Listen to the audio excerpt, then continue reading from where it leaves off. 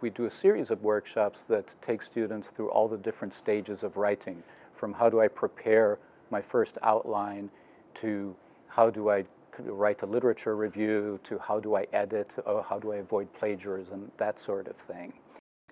Our center has also developed a number of writing courses. Some are targeted to very specific audiences, like there's a course for engineers and one for a specific fellowship application, but there are a couple of courses called Tools for Academic Writing, which serve all students across campus. You can find out more information about these courses on our website, and you will also find syllabi for them. On our website, you can also find a lot of resources, everything from citation styles to the writing process to specific genres of writing like literature reviews and how to write results.